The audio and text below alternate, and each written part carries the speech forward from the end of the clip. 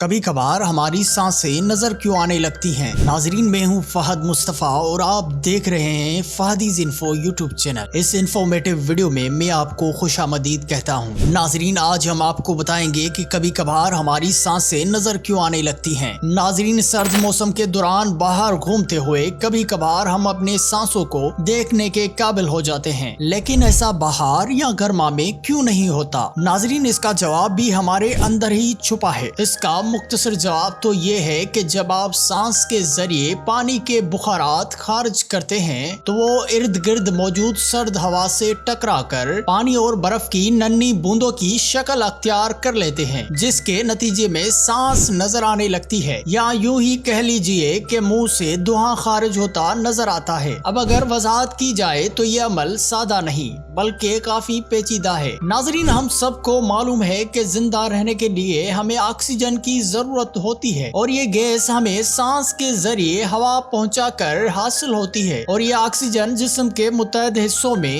جا کر جسمانی حصوں کو درست رکھنے میں مدد فراہم کرتی ہے۔ مگر کیا آپ جانتے ہیں کہ ہم ہر سانس کے ساتھ مختلف گیسوں کو خارج بھی کرتے ہیں، اور خارج کی جانے والی سانسوں میں کاربن ڈی آکسائیڈ بنیادی گیس ہوتی ہے، مگر یہ واحد گیس نہیں بلکہ آکسیجن اور پانی کے بخارات کی کچھ مقدار کو بھی ہم خارج کرتے ہیں۔ ناظرین، ہمارے جسم کا لگ بھگ 70% حصہ پانی پر مشتمل ہے، اور جسم کے متعدد حیاتیاتی فعال کے لیے ہمیں اس کی ضرورت ہوتی ہے۔ تو یہ بات حیران کن نہیں، ہمارے بیشتر اندرونی اعضاء بشمول پھپھڑے مرطوب ہوتے ہیں، کیونکہ پھپھڑوں کی بیشتر سرگرمیاں گیسوں سے جڑی ہوتی ہے، جیسے کہ آکسیجن جذب کرنا، فلٹریشن اور متعدد گیسوں کا اخراج۔ تو جو سانس جسم سے خارج ہوتی ہے اس میں بخارات کی شکل میں مخصوص مقدار میں پانی شامل ہوتا ہے، جس کو آپ آسانی سے ٹیسٹ بھی کر سکتے ہیں۔ آخر کیسے؟ اپنے منہ کے سامنے ہاتھوں کو